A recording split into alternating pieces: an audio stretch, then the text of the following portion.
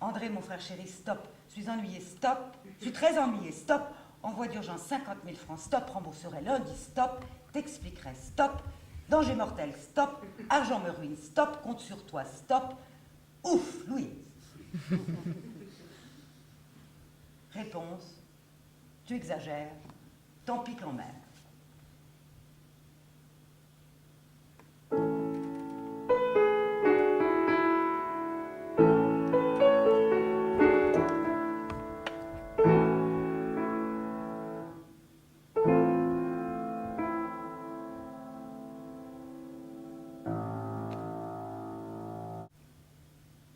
Plaire,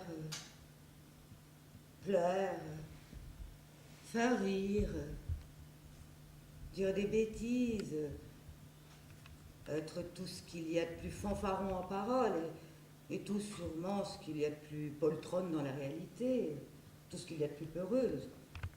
Mais aimant toujours beaucoup faire des conquêtes, séduire, m'imaginant toujours dans des situations un peu plus en vue. Ça, oui, moi alors je rêvais toujours que j'étais absolument couverte de bijoux, une cantatrice ultra célèbre, j'étais sur la scène, sous des applaudissements, on me lançait des fleurs, des bouquets, je me pâmais. Enfin, c'était toujours être sur une scène et recueillir énormément d'applaudissements, voilà. Ça, c'était mon idéal. Bon, je me disais, je saurais très bien me débrouiller avec une grande gloire. Ça, il me semblait que je mènerais ça admirablement, oui. Mais avec ça, je suis assez modeste, hein. C'est ça qui est bizarre. Et maintenant, le temps est passé de tous ces rêves, hein. Bon, j'aime les gens que j'amuse, hein. Moi, je suis comme ça, j'aime plaire. Bon, si quelqu'un s'amuse avec moi, alors je me sens tout à fait bien, je suis enchantée. Je trouve que cette personne est extrêmement intéressante parce que je l'intéresse. Mais moi, ce qui me gêne, c'est les gens que je connais. Les gens qui m'intéressent, ce sont ces gens qui ne me connaissent pas, qui se disent Louise de Villemorin doit être comme ci, comme ça.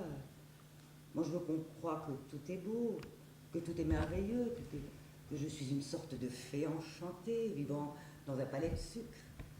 Dame Tartine dans son palais de beurre frais. Ça me rappelle quelque chose dans un restaurant.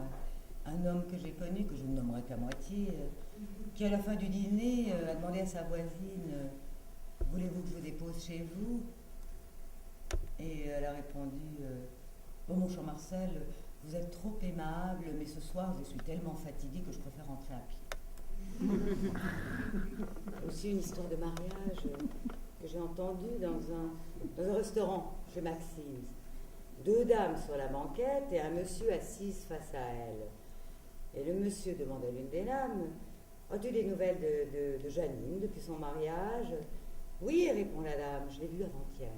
Ah, et que raconte-t-elle? Oh, la pauvre, elle ne m'a parlé que de sa nuit de noces. Ah, et pourquoi la pauvre?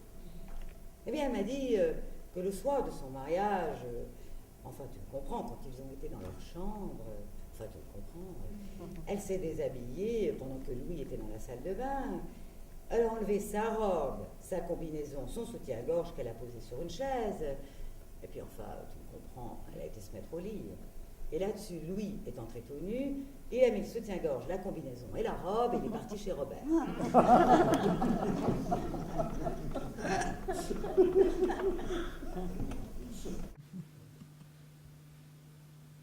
Je l'appelais mon bijou bleu. Et Diana, elle était mon bijou rose. Et moi, j'étais sa sainte loulou, sa grande fleur de verrière, sa petite liseuse. Bijou bleu, bijou rose.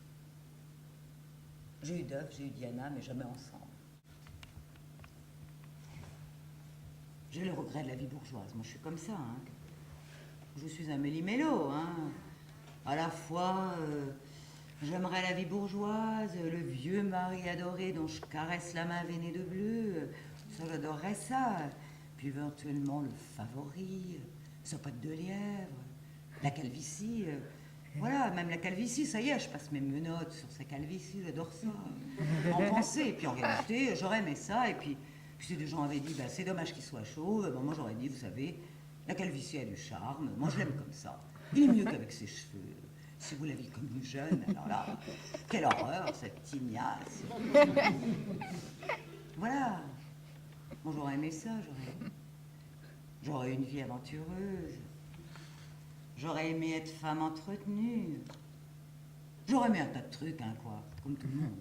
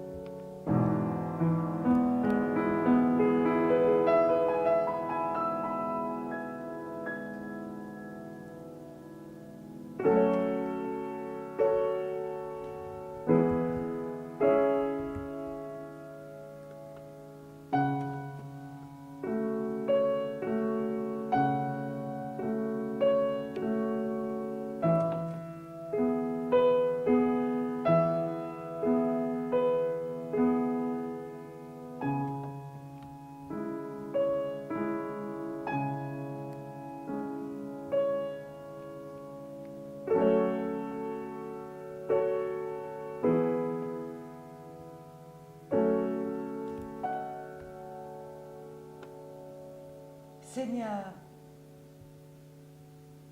venez à mon secours. Tendez-moi votre main si grande. Quel est le dôme de mes amours, des monts, des landes, de l'éternel et de nos jours. Tendez-moi, Seigneur, ne serait-ce qu'un de vos doigts pour m'y poser. Emmenez-moi me reposer loin de tout ce qui me délaisse et loin de ce que j'ai osé.